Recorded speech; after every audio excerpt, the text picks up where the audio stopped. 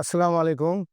বিসমিল্লাহির রহমানির রহিম। আমি ডক্টর আবুল ফজল খবিরউদ্দিন আহমেদ, মহাসচিব বাংলাদেশ কার্ডিয়াক সোসাইটি।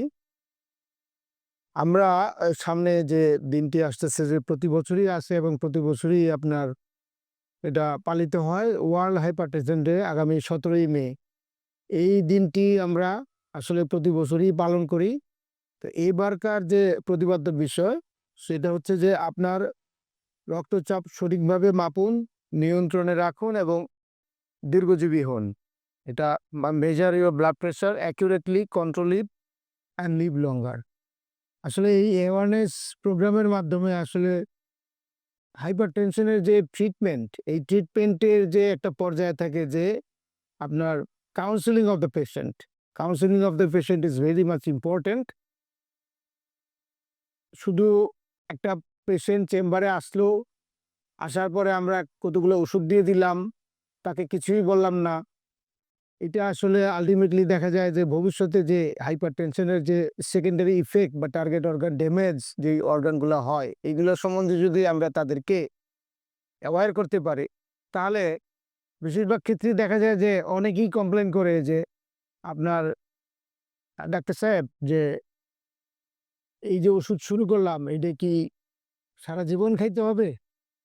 তো এই জিনিসগুলো যদি আপনি অ্যাওয়ারনেসের মাধ্যমে, কাউন্সেলিং এর মাধ্যমে যদি আপনি বলতে পারেন যে না, ইয়েস, বেশিরভাগ ক্ষেত্রেই এটা কন্টিনিউ করতে হয়। কারণ হাইপারটেনশন যে মাল্টি সিস্টেম ডিসঅর্ডার এবং দেয়ার আর সাম আদার ডিজিজেস যেগুলো নাকি এগুলো কিউরেবল না, এগুলা আপনার কন্ট্রোলেবল। তো ওটা যদি আপনি পেশেন্টদের বা মাথায় ঢুকাই দিতে পারেন, তাহলে তারা কিন্তু আর এই জিনিসটা নিয়ে আর কোনো বিরক্তি বা অতিরিক্ত ওষুধ খাওয়া বা লাইফ লং ওষুধ খাওয়া এই চিন্তা থেকে সরে আসবে।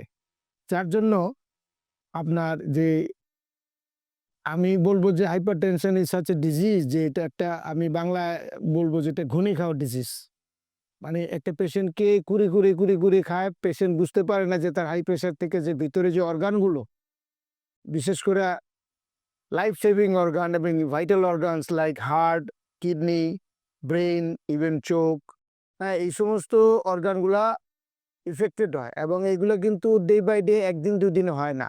আর there are some cases যেগুলো হয়তো সাডেন ডেভেলপমেন্ট হঠাৎ করে আসে, এসে আপনার সাডেন কমপ্লিকেশনগুলো নিয়ে আসে। কিন্তু বেশিরভাগ ক্ষেত্রে কিন্তু দেখা যাচ্ছে যে লং টার্ম কমপ্লিকেশন। আজকে যদি আমি একটা পেশেন্টকে তাকে ঠিক মতো কাউন্সেলিং করতে পারি, তাকে অ্যাওয়ারনেস ডেভেলপ করতে পারি যে আজকে থেকে 20 বছর, সে ফর এক্সাম্পল একটা ছেলে বা একটা পেশেন্ট আসলো আমার কাছে 25 বছর বয়সে, সেইখানে যদি তার 15 বছর পর বা 20 বছর পরে যদি আমি বলতে পারি যে তার এই জিনিসগুলো হইতে পারে, এই জন্যই তাকে এখন থেকে অ্যাওয়ারনেস বিল্ড আপ করা দরকার এবং ঠিকমতো প্রেশার কন্ট্রোল করা, মেজার করা এবং এটা নিয়ন্ত্রণে রাখার ইম্পর্টেন্সটা যদি বুঝাইতে পারি, তাহলে সে দেখা যাচ্ছে যে আজকে থেকে 20 বছর 15 বছর পরে গ্রেভ যে complication like heart failure, heart attack, stroke, retinopathy, blindness, kidney shutdown or CKD development থেকে আমরা এটা প্রিভেন্ট করতে পারি। সো আমার মনে হয়